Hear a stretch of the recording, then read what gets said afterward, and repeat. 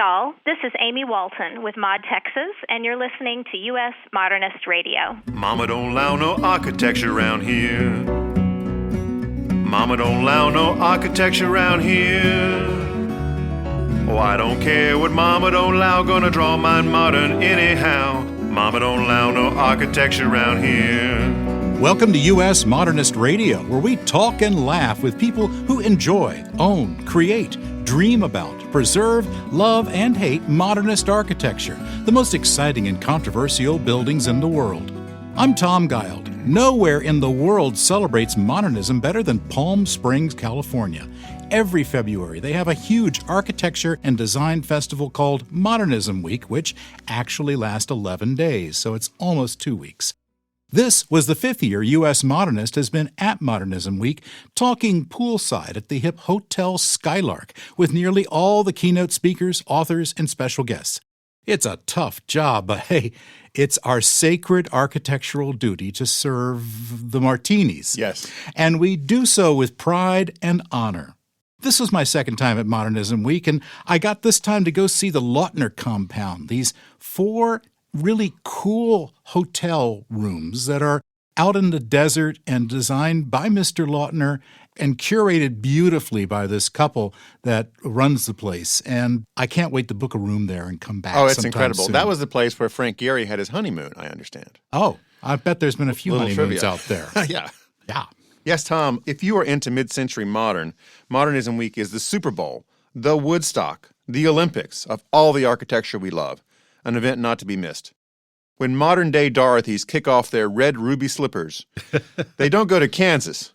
They land next to Frank Sinatra's pool in Palm Springs. That's funny. Wow.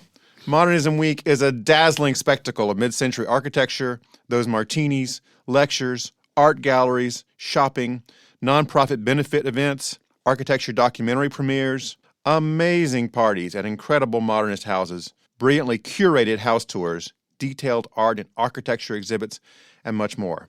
Like, there's a little store on North Palm Canyon called 20th Century, run by my friend Bruce Emerton. The store is maybe 15 by 15.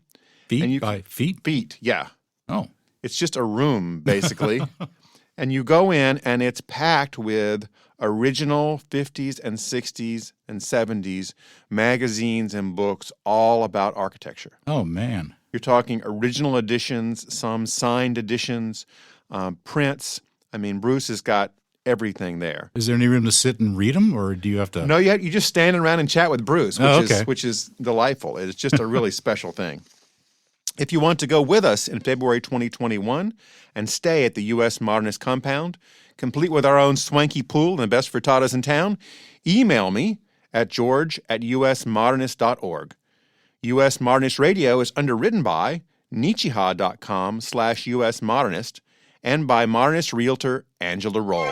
In a story that we are largely making up, modernist realtor Angela Roll worked her way through college, dancing like no one's watching to Mambo No. 5 and brilliantly flipping Neutra houses, sometimes simultaneously. At age 22, following a celebrity-filled party at a famous hillside modernist house in L.A. involving late-night swimming, fig-infused goat cheese, absolute lime, and a new use for graphite. Huh? Angela was recruited to architecture school. There, she spent years in sleep-deprived design studios. Now she's a modernist real estate agent with specialized design training advising buyers and sellers on everything from appropriate renovation to staging a martini party for 200 from 2,800 miles away. That's absolutely true. Reach her at angelaroll.com. That's ROEHL, or call her 919-995-0550. Thank you, Tom. Today we kick off 2020 Modernism Week coverage with the architect Daniel Libeskind, known for the Jewish Museum in Berlin, the master plan for the World Trade Center reconstruction and memorial in New York, the Danish Jewish Museum in Copenhagen, Denmark, and many more projects. He's one of the world's most highly regarded architects, someone people can trust to work with projects of great meaning and significance, especially where loss is involved. As you might expect, finding the fun in the architecture of memorials is not going to work. So I just dived into the deep end of grief. Next, I visited with the Queen of Palm Springs, the woman everyone wants to talk with by the pool, Nelda Linsk. And later, a delightful chat with Alison Martino, producer, writer, preservationist, and a master chronicler of old Hollywood, in which she grew up as the daughter of singer Al Martino. Let's go to Palm Springs. And I want to ask you something. It's not particularly on the humorous side, but it seems to be something that you know a lot about.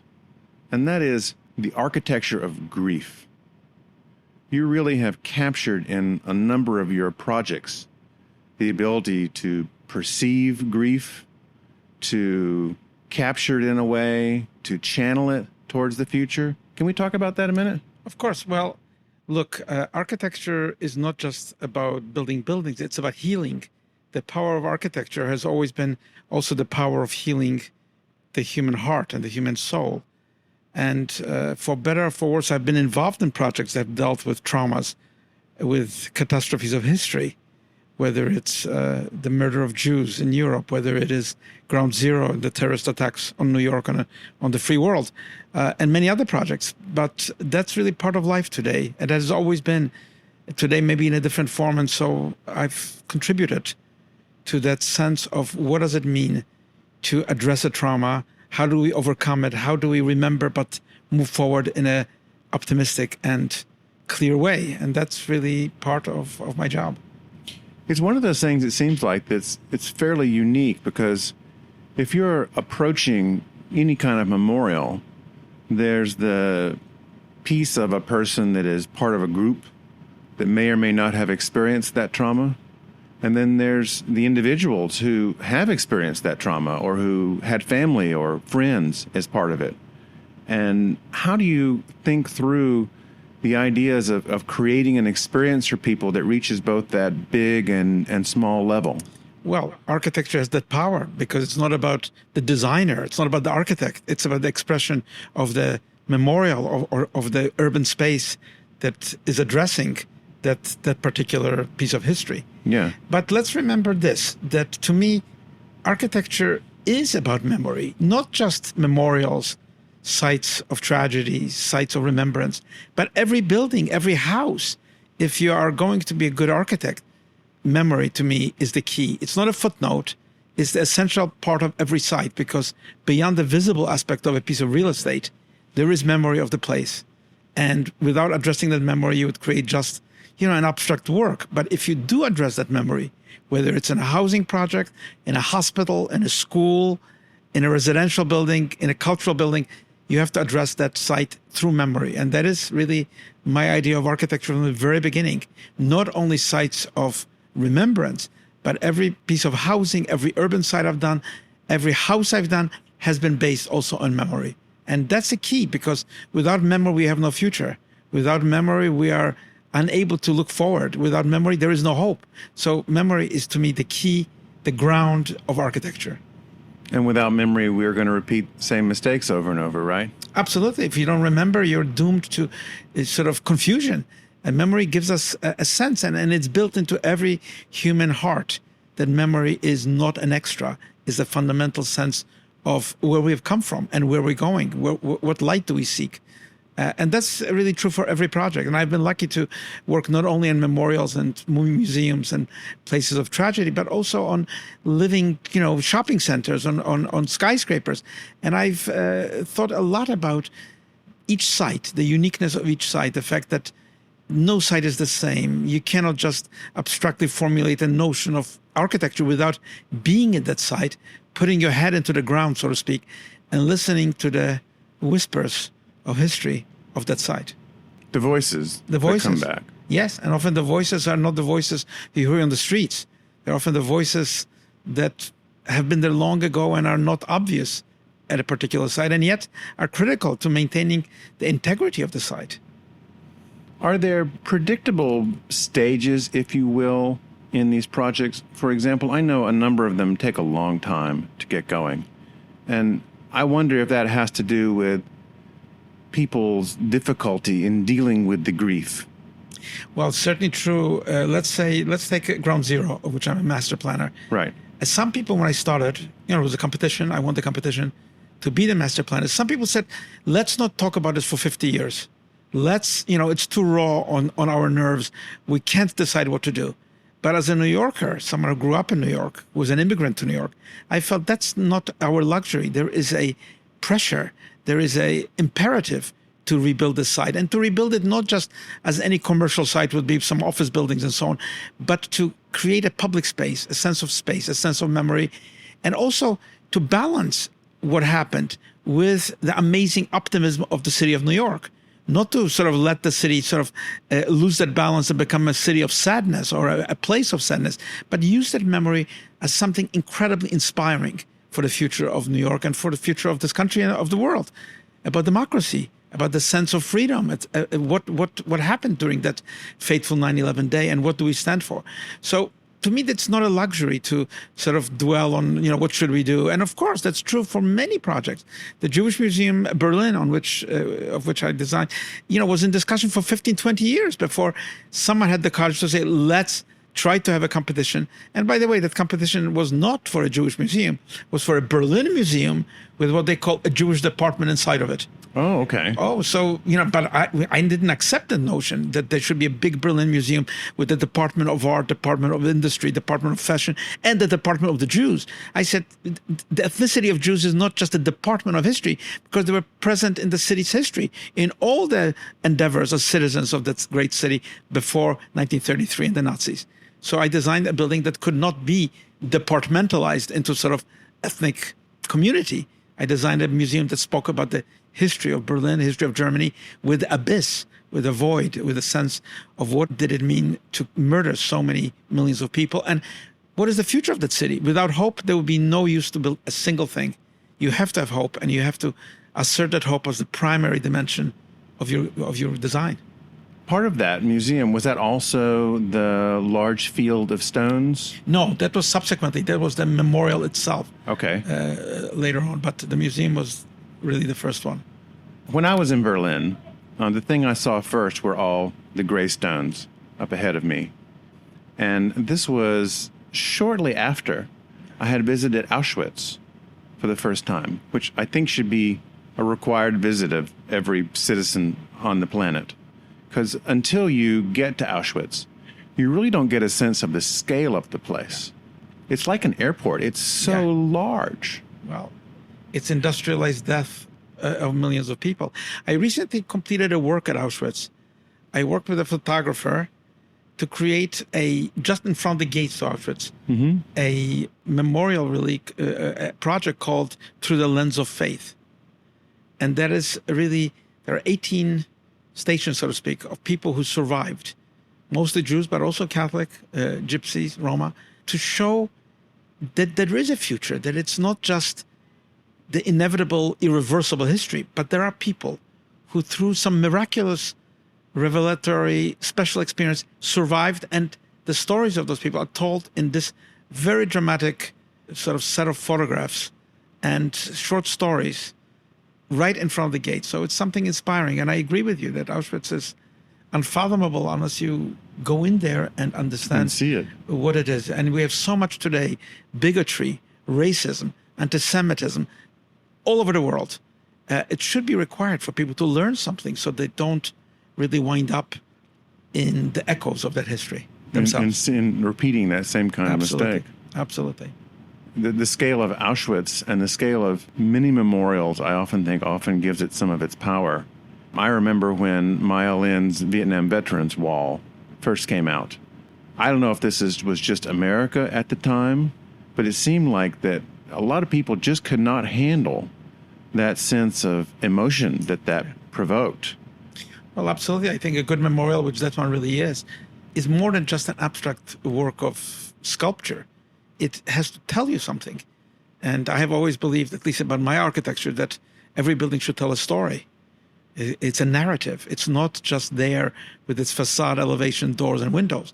It takes you. Of course, the language of architecture is not verbal. It's proportions, it's materials, it's light. It's the sense of atmosphere, acoustics, that creates really, to me, meaningful architecture. And that is the language which I use to design any building, but particularly buildings that are so loaded with historical truth, with historical facts. For example, when I designed quite recently the Military History Museum in Germany, in Dresden, which is the largest museum in Germany. Of course, war and military history is huge in Germany, and it was a museum of the Nazis. It was the museum of the Soviet Union. It was a museum of East Germany. Then when the wall collapsed, the question was, what do we do? How do we show our history of Germany now in a democratic space? How do we communicate what happened in Dresden, the fact that it was really bombed out of existence in 1945 as a result of devastations from Dresden to the world around, and to Poland, to Holland, to UK? And how do we create something that is memorable, that tells that history, but also gives you the view of the rebuilt city of Dresden and what it means? So yes, it's a military museum which deals with war, but I attempted to really speak about the importance of peace, looking at that history of war and saying, what does this really mean to us, the visitors to the museum? And of course, the questions are asked in that museum. Why do people follow authoritarian leaders? Why do people march when they are asked to march? Why do they kill on order? I mean, no answers can be given to these questions, but people can be asked those questions and sort of confront their own consciousness and sense of who they are, because history is not made by the media, it's made by individuals.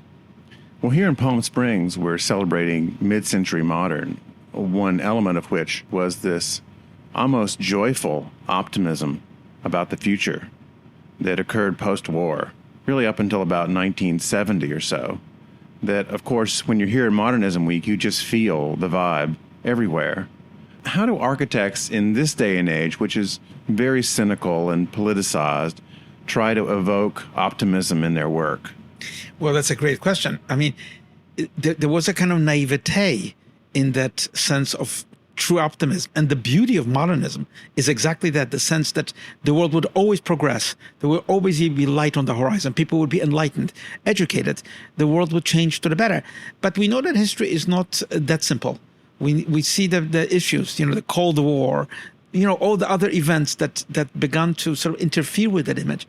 And of course, history is complex, but I think the idea of modernism is right, which is the joy of living, the joy of everyday life, which is not just the nice forms and nice materials used, but it's really the ethics of freedom, offering people freedom. Because to me, it really is the key.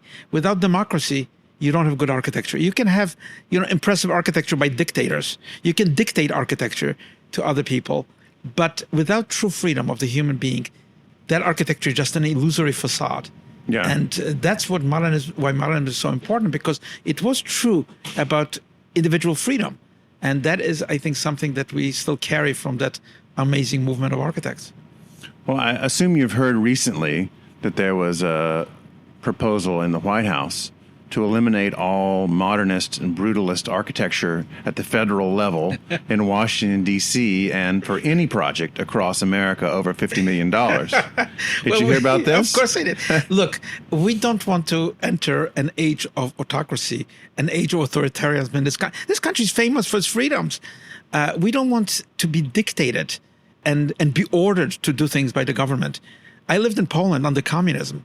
I know what fear is. I know what government interference in everyday life. I know what government propaganda is.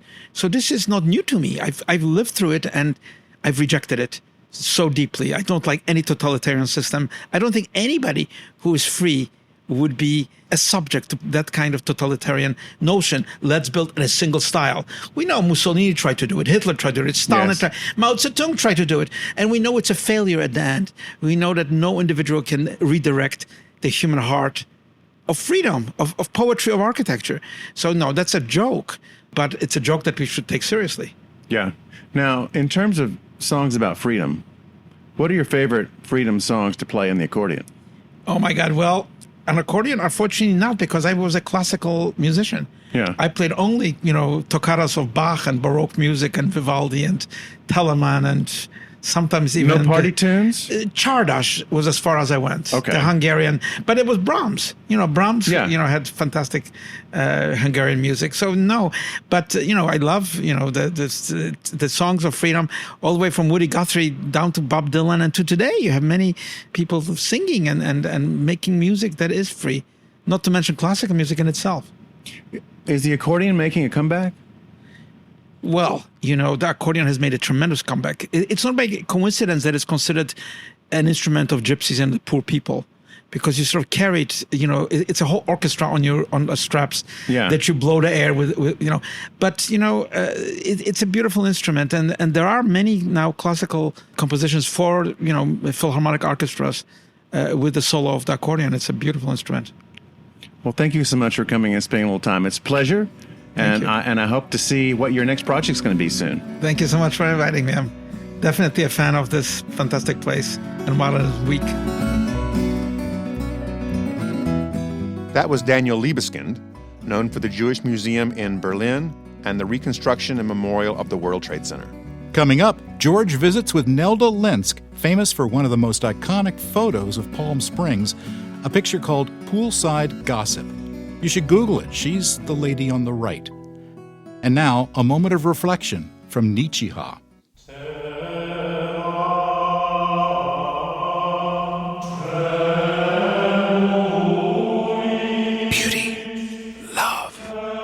Durability, designed to last for years to come, bringing you peace and tranquility. You feel relaxed, knowing your house can easily achieve any exterior look and any color. Wood, concrete. Your house loves feeling this good, and you love feeling this good. Nietzsche, Nietzsche. Nietzsche, Nietzsche. Say it with me. Nietzsche. Advanced engineering.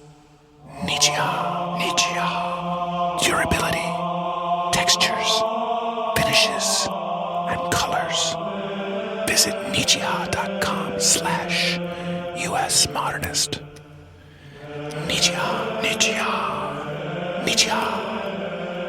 That's N.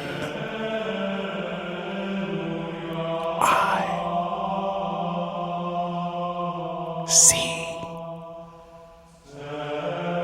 H I H. Wait for it. A look you'll love. Nietzsche. Now, this is your first podcast. Right. I am very honored for you to be on our show as your first podcast. Thank you. It's nice to be here. You are in what is arguably the most famous photograph in Palm Springs. Oh, George, I get calls from all over the world saying, have you seen that photograph? Like I haven't seen it. People from Dubai, from New Zealand, from Australia. It's hanging all over the world. It is. They say at Modernism last year, people would come up to me and they'd say, "We have you hanging on our wall. We see you every day, but we never dreamt we'd ever meet you." That really touched my heart. Oh yeah, and what is so nice about it is that it's not only a great picture of you and your friend. Remind me, Helen Jojo. Helen She was Jojo. married to Hugh Captor. Mm-hmm. And then there are two other women in the background that are kind of walking along the side. No, there's one. Lita Barron is walking down the side. There's some girls in the back. Those are Lita's daughters. Okay. Three daughters. And, of course, we must share with the audiences at the time, this is at the world-famous Kaufman House by Richard Neutra, which you owned, I believe. Yes, right? yes. And that's a fabulous thing to have in your history. Oh, it was fun to live there. It really was. We lived up on the loggia up above. Mm-hmm. We had breakfast, lunch, and dinner up there, and it was so beautiful. In those days, you could almost see the Salton Sea. It was on a clear day. But it had a fireplace that was a continuation of the living room fireplace. Uh-huh. It had a dumbwaiter that went down into the butler's pantry. So if we were up there with martinis and forgot the lemon, we'd call down and say, "Send a lemon up." Oh, and they'd send a lemon up. It was fabulous. I need that in my house. I need to be able to press a button to say, "Send a lemon up" right now. And I'm on one level. I could send it across maybe. Right. It was fun living there. We entertained a lot. We had a lot of charity shows. I did Emilio Pucci. I did Bill Blass. I did all around the pool for the Desert Hospital. Mm. It was wonderful. I imagine Pierre Cardin came through at some point? No, we didn't have Pierre Cardin. Because he did the hotel downtown, which is now the Hyatt, right? Right. Okay. This was long before that. Oh, okay. I just found out just this week that he was involved in that hotel. Right. I did not know yeah. that. And when it first opened. It was a Maxims, I think, was the name of it. Tell us about the photographer that took that shot. Slim Aarons. He was a character. We had a home in Bedford Village, New York, when we lived in the city, our country house, and he lived in Katona. That was right down the road. So after we moved to Palm Springs, he called one day and he said, Nelda, I'm going to be in Palm Springs and I'm doing some pool. I want to do a pool shot. Would you call some of your friends over and just pull anything out of your closet? And I want to do some photography work. So I called my friends and they all came over and we had the best time. It was like 1970. And it was around... So 50 years ago now. Yes, Yeah. this is the anniversary. The anniversary year. And I have to preface that by I came out here as a child bride almost. Yes, I was in my early 20s. I'm not 100 years old. You certainly don't look it. But it is the 50th anniversary. I couldn't believe it when they told me that at Grace Homes. I said, 50 years old? My gosh. And it's just as popular now. I just wish Slim Aarons was here to enjoy this popularity of the photograph because... He's passed away? He's passed away. He passed away about 7 years ago. But it is a fabulous, iconic photograph. And I think people love it because it's our lifestyle. Yes. They it captures that they lifestyle. They want to be in that photograph. Everybody does. The mountains, the pool, the sun. It's everything that we enjoy here, living here. So I have my own version of poolside gossip that I'm going to show you. These are two of our staff members, Rebecca and Angela, sitting there recreating that's your fabulous. shot at the Kaufman House when we interviewed Brent Harris. Did you do that there at the house? Yes. Uh-huh. Oh. You can see Brent in the photo over there on the right, sort of walking along. Oh, yes. There he is. Yes. Oh, my gosh. That's great. And they were just thrilled to plop themselves in those chairs and turn around. Oh, that's great. Brett is fabulous. And you have a star on the Hollywood. Yes, I got a star Palm last Springs year. Walk of Stars last year, right? Number 423, I think it was, and that was a big surprise and the joy of my life. And it was done by Modernism Week. Mm-hmm. They supported it, they backed it, they raised the funds for it, and it was great fun. They said there were going to be a lot of surprises that day, and there were. As we're talking, the red double-decker buses that they have during Modernism Week drove by. They yelled out, "Congratulations, Nelda!" Everybody just looked over and they couldn't believe it. It was so much fun. That's great. Now, where is your star on Palm Canyon? It's right next to Sonny Bono. Okay. Near Chico's. Near Chico's. Okay. Mm-hmm. How have you, over the years, seen Palm Springs change? Oh, I've seen a lot of changes. When I moved here, the Annenbergs weren't even here. We could make it to Rancho Mirage in 10 minutes. Yeah. There was no stoplights, right? No stoplights and no traffic. And I've seen so many changes in Palm Springs. You know, when we had our fashion plaza with Saks and I. Magnin and Joseph Magnin and Ted Land Shoes, it was all there. And Palm Springs is still great, and I think they're doing a great job. It has energy. Mm-hmm. The people, it's crowded here. You walk down Palm Canyon, it's packed. Mm-hmm. You walk down El Paseo, it's empty. And in those days, the early days, when all the stores moved out to Palm Desert, that's where all the traffic was. Now it's coming back. Oh, okay. Palm Springs is hot. Yeah, it seems to be really on fire here. And you've got so many different events that come here over the course of the year. You've got the concerts in Coachella. Right. You've got the International Film Festival. Mm-hmm. You've got Modernism Week. And what else are the big ones during the year? Oh, gosh, there's so many, but those are the biggest. The biggest of the big. They're the biggest draw. Okay. I mean, Stagecoach, you can't find a room in all of the desert. Not just Palm Springs, but Palm Desert, La Quinta, Indio, everywhere. It's whole valley. Packed. It's packed. And Modernism is growing every year. It gets bigger every year. And it does. And, you know, when people say, why don't you talk about poolside gossip, I say, you know, aren't people tired of hearing that? They said, no, because every year it's a different group. Right. And every year people are discovering this. Right. I mean, this is going to be like when Marilyn Monroe took that famous photo with the dress over the grate. Right. People are still discovering that. And we're going to get her back. The big Marilyn is coming, Yes, right? Marilyn's coming back. Good. I don't know where she's going to go yet, but she's coming back. I hear And she's on the way. and she's a big draw. They used to come in by the busloads. She's what, 40 feet tall, that statue of yeah. Marilyn Monroe? People love to get under her dress and be photographed. Well, yeah, I mean, it's a guilty pleasure, I guess. But that's another one. Marilyn, she's been gone a long time, but she's timeless. Mm-hmm. People love her. What do you see happening now with Modernism Week as it's grown? Oh, I see it getting bigger and bigger.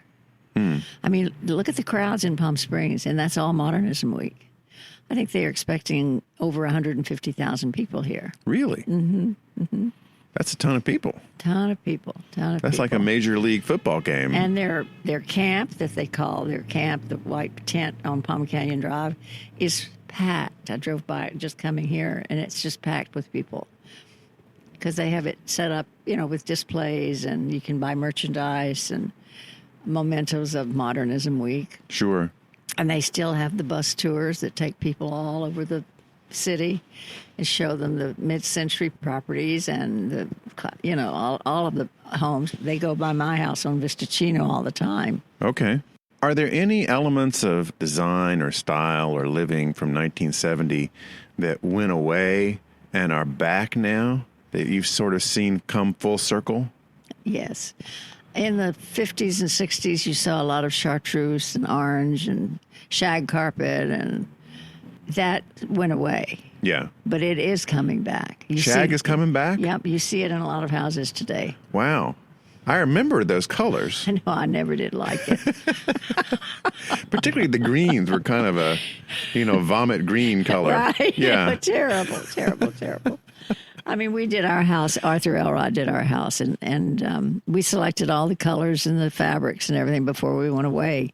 And we came back, and it was all so subtle. It was all white with accents of yellow and orange, and it was fabulous. Yeah. Of course, yellow was Arthur's favorite color. Oh, I did not know that. Mm-hmm.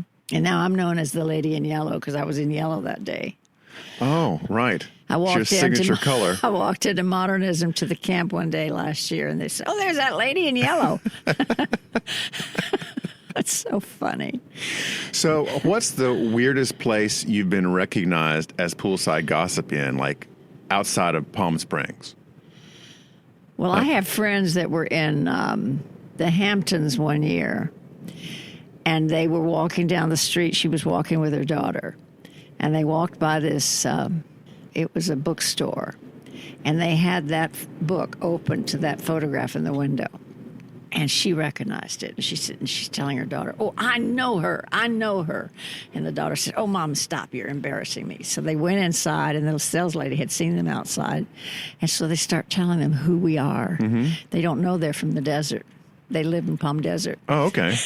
And she's trying to tell them who I am, who Helen is, all about the photo. And so her daughter said, "Okay, Mom, you're right. You do know her." Yeah. And then she got on the plane to go to Dubai. Okay. And she opened a magazine, and there's a photo again. She says, she sent me a text. She said, "I can't get away from you. You're following me all over the world." It really is one of those photos. It just has this self-renewing quality. Well, it's every timeless. year. It's timeless. Yeah. The furniture is classic. Uh-huh. What we're wearing is classic. So it doesn't go out of style. No. And people love to hang it on their wall because they'd love to be in it. And it really doesn't matter whether you're 18 or 48 or 88. It just has that appeal to everybody. People, when I was they had a blow up of the house in Modernism Week in the camp. On the wall, right? On the wall. Big wall. And they had us sit in front of it. So it looked like we were sitting on the lawn of the house, and people would come over and sit down and be photographed with me in front of the house. And so people would come in and they'd say, "Oh my God, this is unbelievable. I want to go see that house." And I said, "Well, get on one of those red buses and you can go by the house and they'll stop and you probably can get out and walk up to the gate." Yeah. Well, it's one of the most famous photographs of one of the most famous houses. It is. It's along with Falling Waters in Pittsburgh. it's probably up there with that house. I just wish Richard Northrup could be here to enjoy it because it's more famous now than it was then. Oh, absolutely. Yeah. Absolutely. And that photo gets more famous every year. It certainly does. Well, thank you so much, Nelda, for coming by. You're welcome. It's so nice to chat with you in depth. I mean, we've chatted a little bit before, but this is great to actually sit down with you. Thank you, George. I loved it. Thanks for having me. That was Nelda Linsk, famous for the photo Poolside Gossip in Palm Springs. Coming up, George visits with Alison Martino, producer and reporter for Spectrum LA and an expert on Palm Springs and Old Hollywood. She's also produced a new movie on the life and work of Pierre Cardin, who you may think of only for cologne and clothes, but he designed everything. And he's still doing it in his 90s. Let's now go to George at Modernism Week. So I was here 2 weeks ago with Spectrum News One. I'm on a great series called The SoCal Scene on Spectrum, and it airs every Wednesday night at 9 in LA. And then it airs throughout the week, several times. We covered the mid-century modern dream homes 2 weeks ago. Frank Sinatra Twin Palms, Dinah Shore Estate, the Elvis Honeymoon Hideaway. Of course. The Wave House. It really domino affected. I started with one. And then everyone heard that, oh, they're here, Lou. Why don't you do our house? Or I do house. It's a beautiful thing that happens in Palm Springs where everyone just starts to hear about, oh, they're here. Well, maybe we can have them at our house. Or it's just, I love this community. Long story short, we went to the Dinah Shore house, which I love. There's not a lot of documentation of it. I interviewed Gary Wexler. Of course. You know, who I adore the Wexlers. They don't have a lot either. There's, because it was so long ago and not everyone was running around with cameras like they do today. So if you have anything of the Dinah Shore house or any of the houses I mentioned from back in the day, I would love to use them. I'm sure we have all of that. If anyone has it, it's you is what you're saying. Yes. I completely trust you on that. Research libraries do have it sort of deep in the stacks, but it's difficult to find. Yeah, they can't find it. But Getty's like this. I know they get tons of archives donated now. Now a lot of photographers or even the families of deceased photographers are donating their archives to places like Getty. Yeah. When and how they get archived and how people are working there, and I don't mean any disrespect by this. Do they have time to sit through and identify everybody and where did this come from and who is that photo of? And when we're talking about photos 50 years and beyond that, you know what I mean? Even 40, 30 years ago. Yeah, maybe 20 at this point. I would love to do that as an extracurricular job. I'd love to sit at in Getty Images. When are you going to have time? I'm tracking you and you are busy all the time. I am busy. It seems like it's been busier. It's funny. I've not created a world. I create a world to celebrate what's not here anymore. And then you would think, well, then what does she do if nothing's here anymore? And yet I'm busier than ever. Because there's a lot still here too. That's what I also try to convey is it's not about vintage LA, vintage Palm Springs. Does that mean it's here? It's not here. No, it just means what is here. Let's go there and let's support those businesses and let's be patrons of those restaurants that have been here for 50 or 60 years or the Skylark and I do this at home. I'm a fan of these places too. So I like to know who runs them and who's putting their heart and soul into keeping it alive, One of the reasons I love Palm Springs, not only is it a childhood memory for me coming here with my dad, and it's changed over the years because when I came here as a kid, it seemed more, oh, God, we're going to Palm Springs. Yeah. Really? We're going to Palm Springs? What are we going to do there? And now, I don't want to say how many years later, but many, many years later, I cannot wait to come back. Charles Phoenix, who's a good friend of mine, really says it perfectly. Right when you get off that freeway, right when you pass the visitor center, LA's behind me. LA what?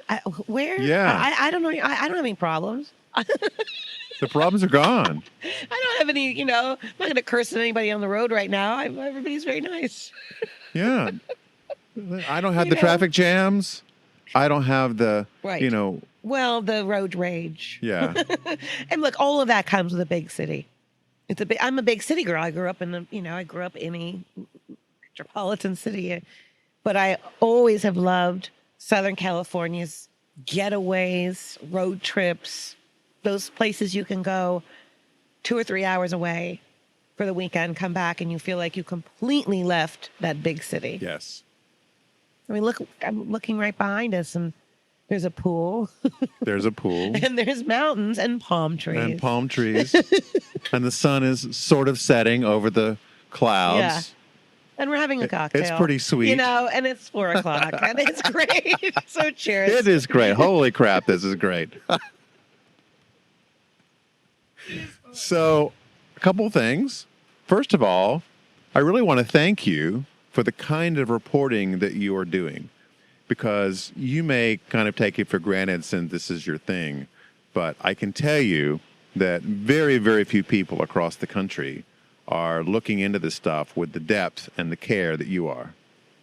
I want to say thank you, and I will say thank you, but somebody's got to do it.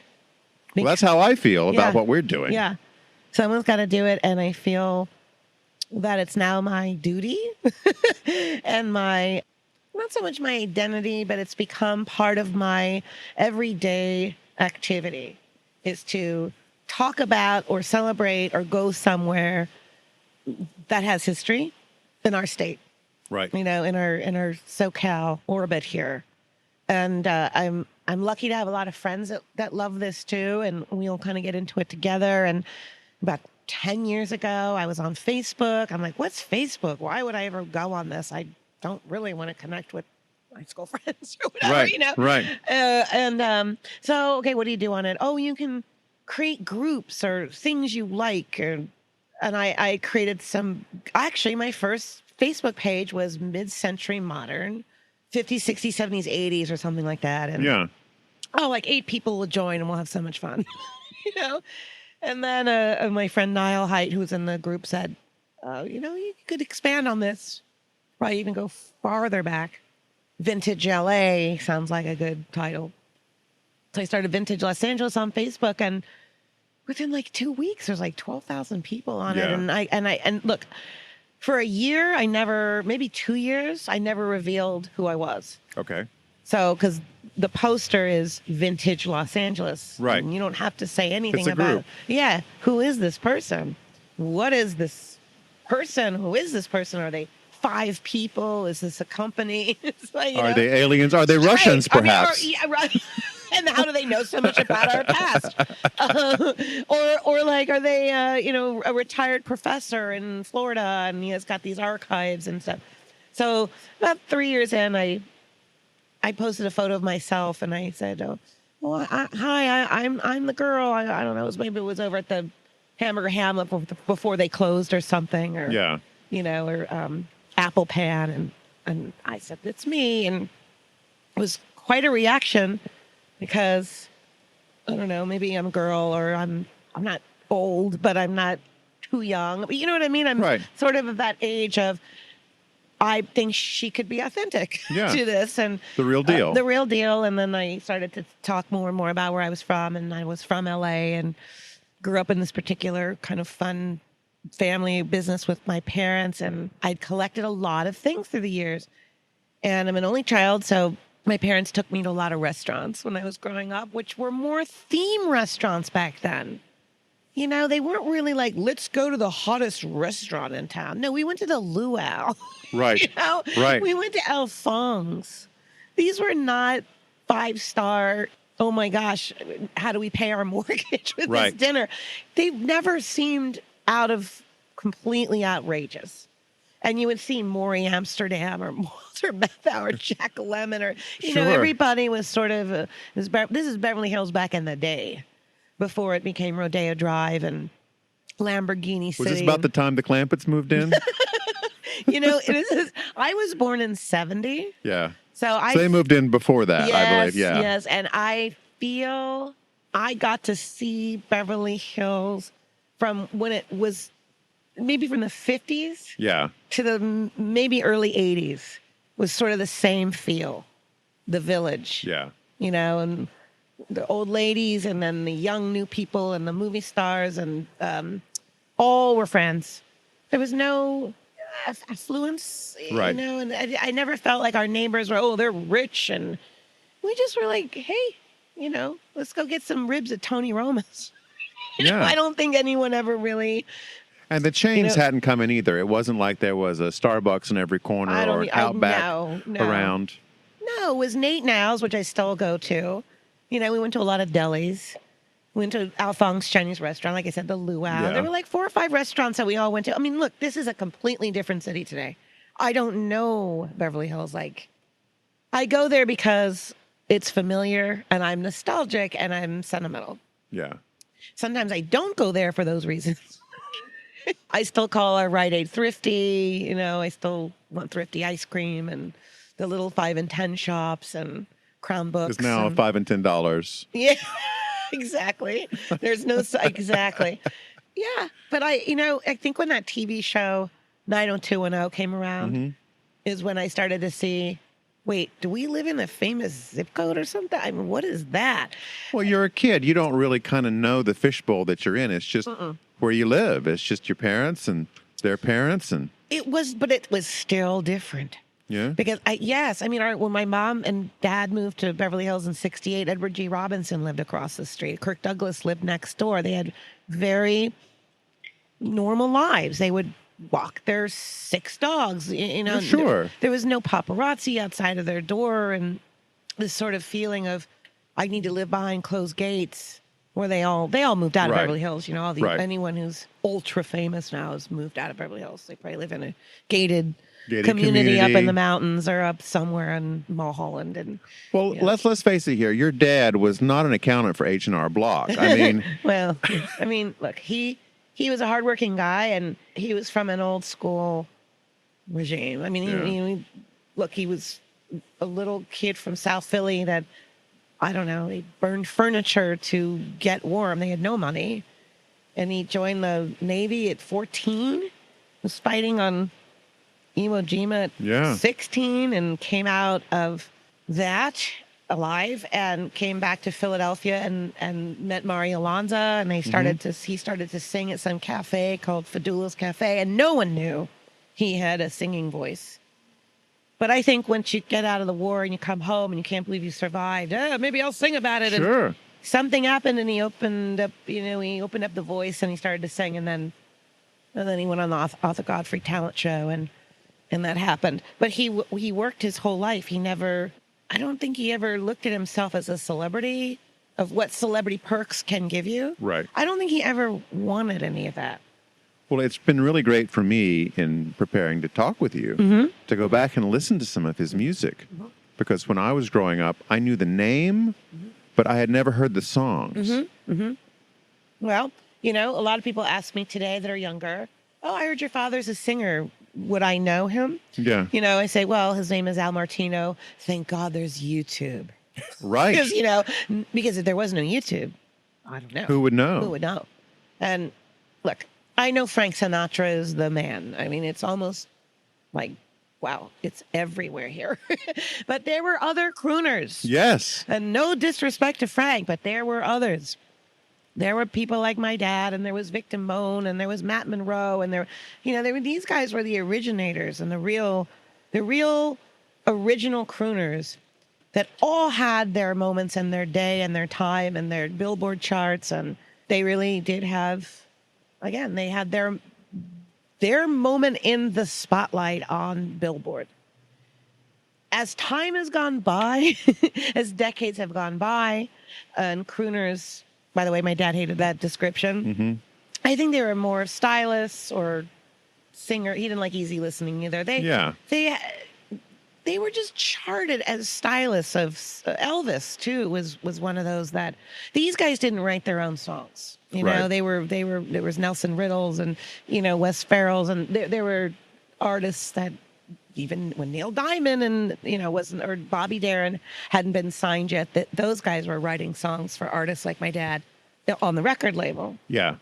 And then when the Beatles came, right, like changed everything. Willie Nelson was writing songs before he started doing his thing. Yeah. Because no record label would. If you have a record label and in the 50s, Yeah. in the early 60s, you would hire songwriters on the label.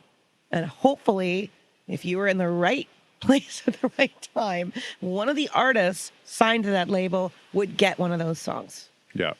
And it was a luck of the draw.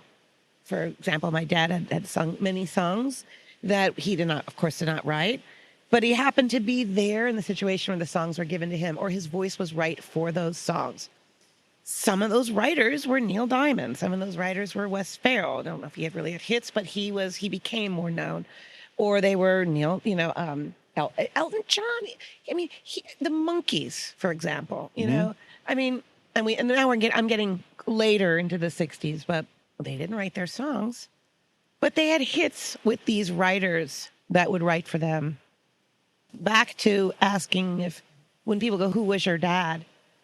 So I'll say, okay, go to YouTube, right? Right. Or have you ever seen The Godfather?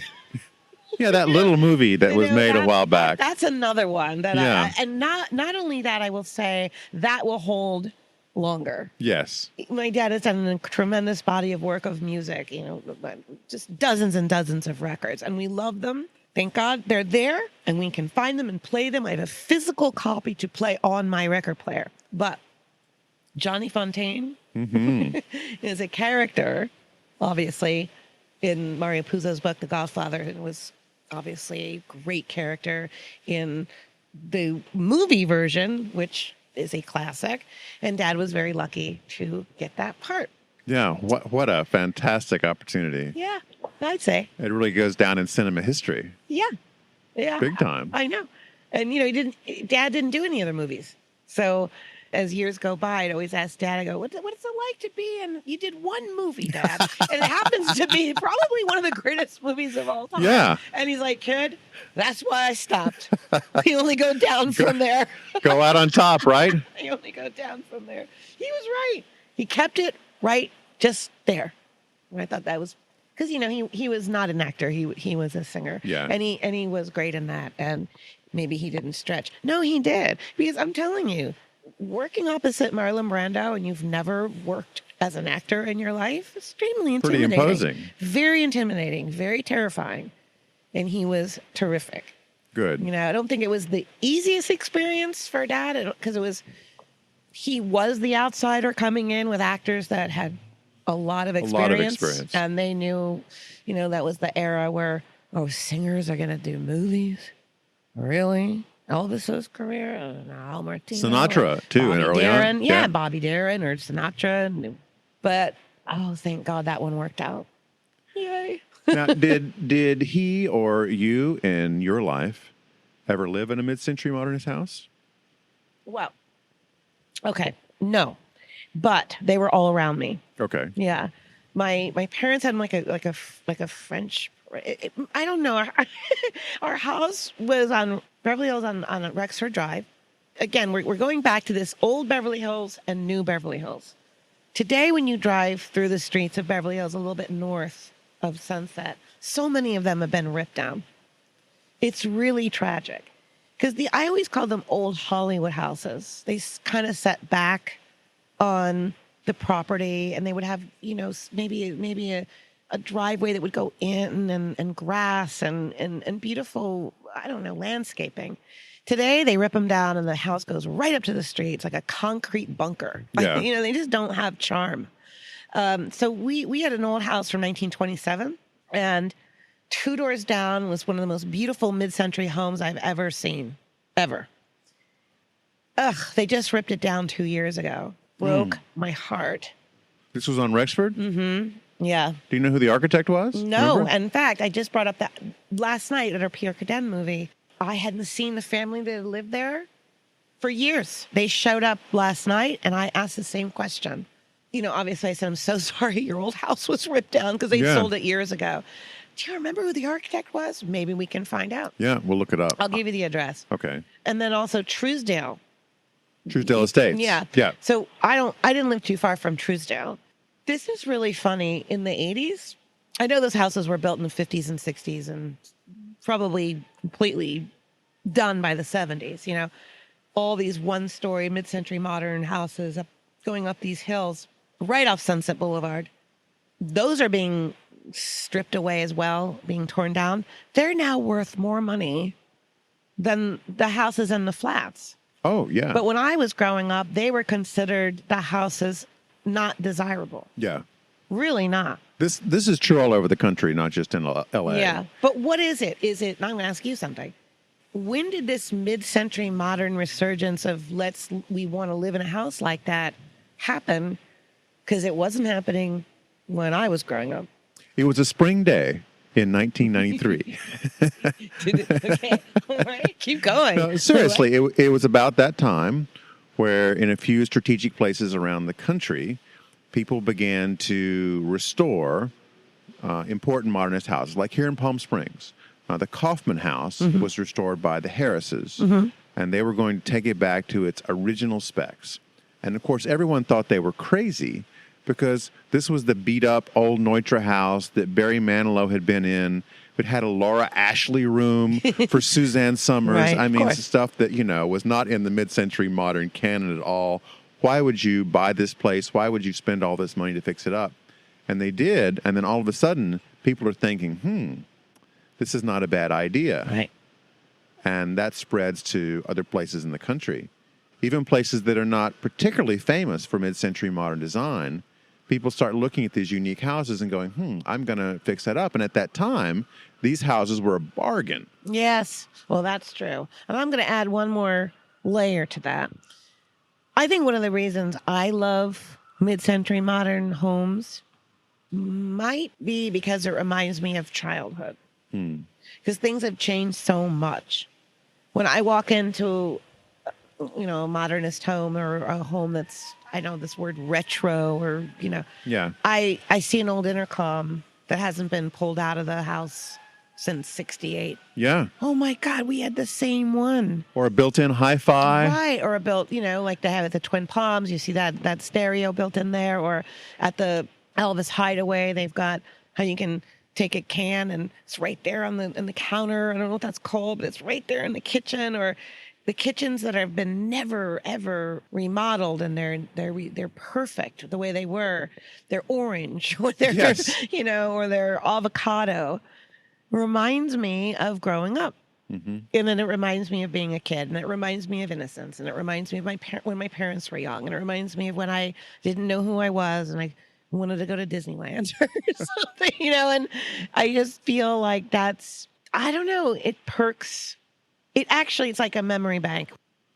Do you remember way back when, what was that bird? The Cornish hen was a big fad. I mean, they actually invented the Cornish hen. It was a hybrid bird. And every family had to have Cornish hens for dinner. It was one of those 70s phases like Yago Sangria. There was a Sangria phase and there was a Cornish hen phase.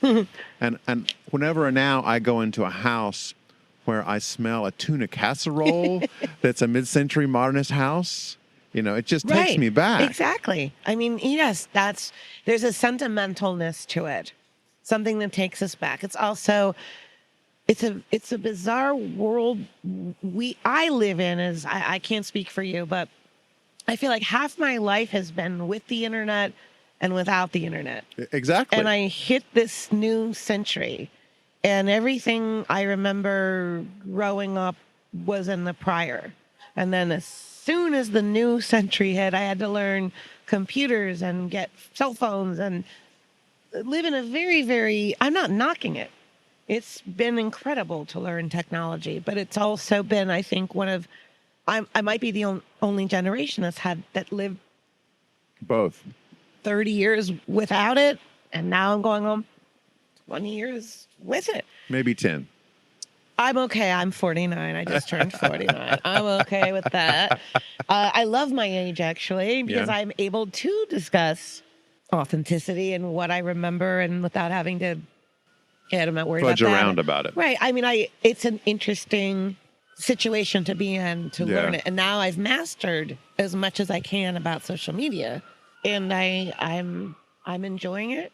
Yeah, I love it too. I'm enjoying people who join my page or my social media like the things I like.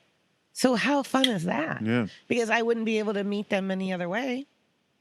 There's no mid-century-aholic, group to go to. Well, there's no rehab for this too. I've discovered that once you find it, right, you really don't get out of it very easily. No, you're done. You're there. But it's nice to have other people in your life that you never would have met before. Really, if social media hadn't been an opportunity, because I have people I speak with in Paris and in England and Australia, and some of them have never really even seen a mid-century modern home ever. But they're into it. They can't wait to see one, and they understand it. They know the architects. They know the roof. They can actually call out a Wexler house or an Alexander. Yeah. I love that, or cars. Cars are another culture of our mid-century. We had on Gabriel Esperti earlier today, who talked about car culture in California. Yep. Right. Oh my God. Car culture in LA, California, Palm Springs. It's the epicenter right here. Unbelievable. Everywhere I pull up in this town is a more pristine, gorgeous vintage car. Then the next one is going to outdo that one, and the next one outdoes that one. Perfectly restored. They're mint. Yeah. They really are. And then you start to speak with the owners. Oh no, only 2 people have owned it. Like they know, or 30 have, but I put it right back where it was. I think what I love about Palm Springs and mid-century modern and all that is people who love this, they really love it. They do. And they're proud of it. And it's a niche, because across America, mid-century modern never caught on to the mainstream, and still hasn't. But for those of us like you and me who are into it, we're totally into it. Really into it. Yay. Alison, thank you so much for coming by. Thank you for having me. We're going to talk some more. I hope so. All right. Yay. Thank you. Thank you. That was Alison Martino, producer and reporter for Spectrum LA, and knowledgeable on all things Palm Springs and Old Hollywood. Stay tuned over the spring and summer as we bring you more shows from 2020's Modernism Week in Palm Springs. You want to hang out with us at the swanky U.S. Modernist compound at Modernism Week in February 2021? Email george@usmodernist.org. U.S. Modernist Radio is underwritten by Nichiha.com/US Modernist and by Angela Roll, your special agent for Modernist Houses, 919-995-0550. Okay, George, take us out. Visit usmodernist.org's massive archives to listen to our past shows, discover documentation of 7,000 significant modernist houses, and access 2.8 million pages of classic 20th century architecture magazines. U.S. Modernist Radio is produced by Soundtracks Recording Studio in Raleigh, North Carolina. Our theme song was produced by me, George Smart, and Robinson Earl. Cindy Stratton, not a real name, and Carrie Cesarino, which is actually her real name, research our wonderful guests. U.S. Modernist Radio is a production of Modernist Archive, a nonprofit educational archive for the documentation, preservation, and promotion of modernist residential design. I'm George Smart, and there's no Frank Sinatra tune that doesn't play well under the stars with a martini in Palm Springs. So we'll be back soon with another Fly Me to the Moon, I've Got You Under My Skin, Pennies from Heaven, Modernism Week edition of U.S. Modernist Radio. Cheers!